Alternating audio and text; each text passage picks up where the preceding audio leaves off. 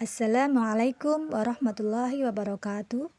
Pada hari ini kita akan melanjutkan pembelajaran tema kita, yaitu tema 7, subtema 3, dan kita akan melanjutkan ke pembelajaran yang ketiga.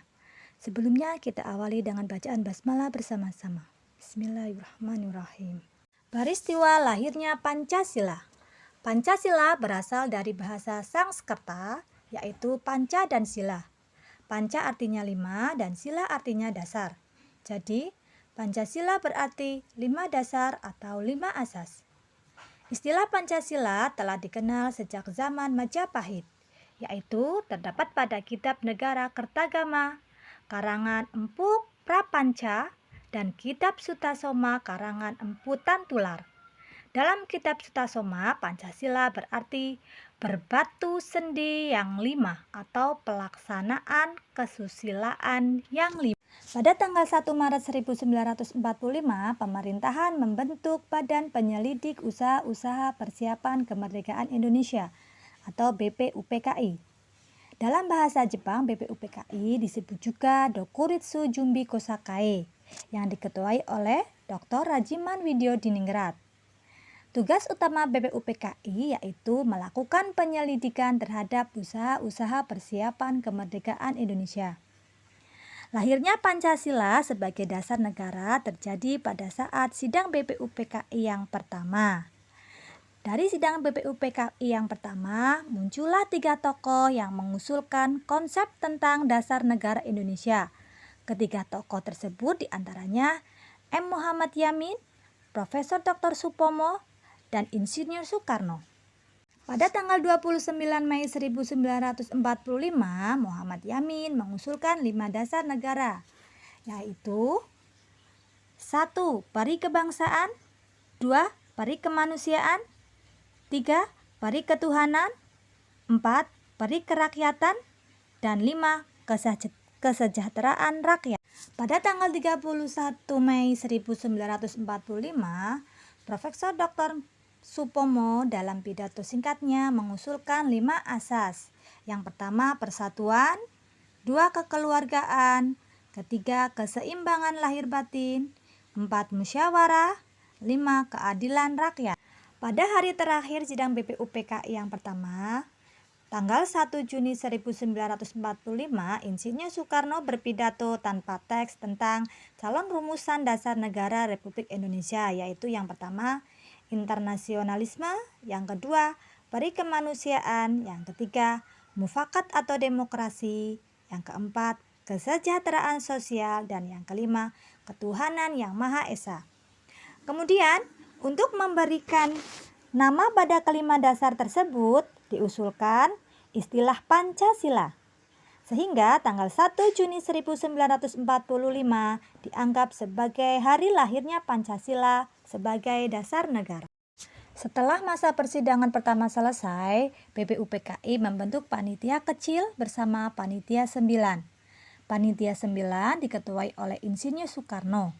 Panitia 9 bertugas mengolah usulan para anggota BPUPKI mengenai dasar negara. Pada tanggal 18 Agustus 1945 disahkan Undang-Undang Dasar 1945. Pada sidang Panitia Persiapan Kemerdekaan Indonesia PPKI termasuk pembukaan UUD 1945.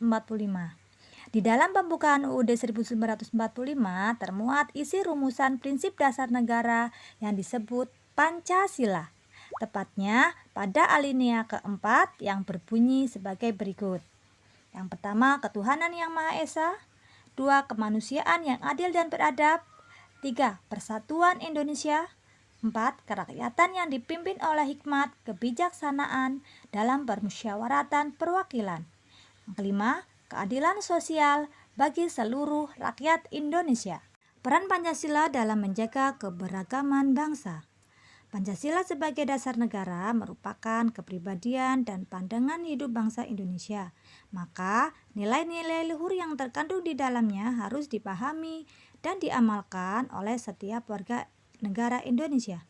Apalagi pada dewasa ini, ilmu pengetahuan dan teknologi berkembang dengan pesat dan membawa banyak perubahan. Perubahan-perubahan tersebut akan bisa memengaruhi sikap dan perilaku seseorang. Dunia makin maju dan berkembang dengan ditandai kemajuan ilmu pengetahuan dan teknologi.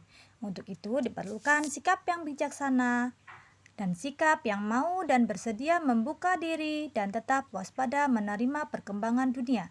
Hal tersebut berarti kita berani menerima pengaruh globalisasi dan perkembangan iptek tanpa harus kehilangan kepribadian sebagai bangsa Indonesia. Bagi bangsa Indonesia, Pancasila merupakan ukuran dan pedoman nilai dan norma untuk menyikapi pengaruh dan perkembangan iptek. Pancasila merupakan pandangan hidup yang telah menyatu di dalam kebudayaan bangsa Indonesia.